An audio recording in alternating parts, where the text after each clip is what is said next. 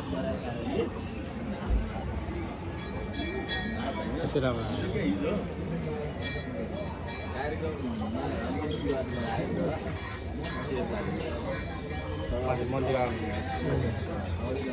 हाम्रो गणेश दाजु आज मङ्गलबार दिन ललितपुरको यो कार्यविनायक मन्दिरको दर्शनमा आफ्नो कार्य सफल होस् भनेर चाहिँ दाइले चाहिँ आज एकदम भाकल गरेर आउनु भएको छ दर्शन गर्नलाई। हस् कार्यविनायकमा अब कार्य सफल गरेर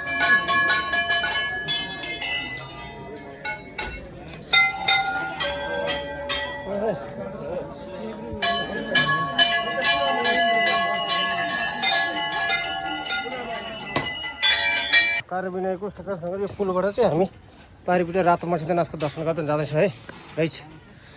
अब यो पुल तरेर हामी रातो कार्यविनायक मन्दिरको चाहिँ दर्शन गरियो। अब चाहिँ पुल तरेर पारिपट्टि रातो मर्सिन्दनाथको दर्शन गर्नु जाँदैछौँ हामी चाहिँ। यो पुल तरेर रातो मर्सिन्दनाथलाई चाहिँ दर्शन जाँदैछ है गाइस। यो चाहिँ पुल यो कार्यविनायक मन्दिर हो।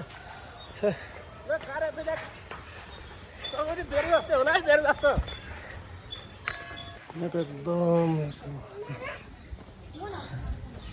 यसो यहाँको चाहिँ यिनीहरूको पानी चाहिँ खतरा। यहाँ तपाईँको म देखाउँछु यिनीहरूको पानी।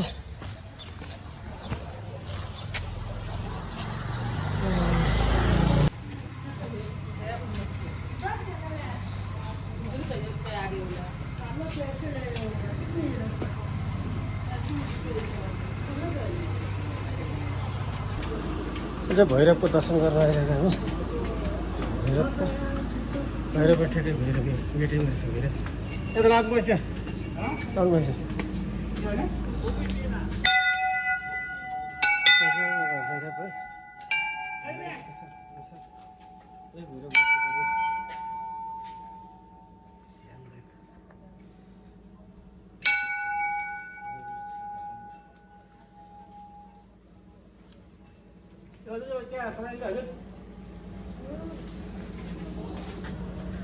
भगवान्लाई पाइदिनु हजुर।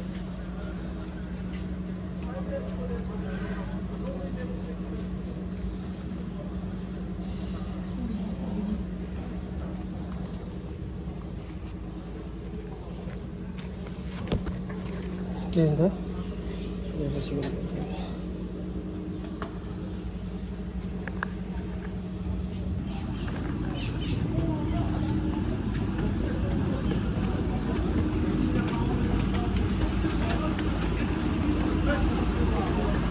रातो मसिना चाहिँ माथि रहेको छ। यही भित्र रहेछ। म त्यो जाँदैछु।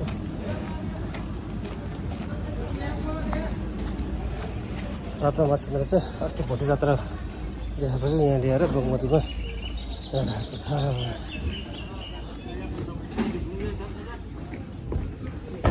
मसिनो बाल्यो है ज्यालकी भराइने फुल टाइम लाग्यो। न छमाने का त्यो ठाउँ त्यो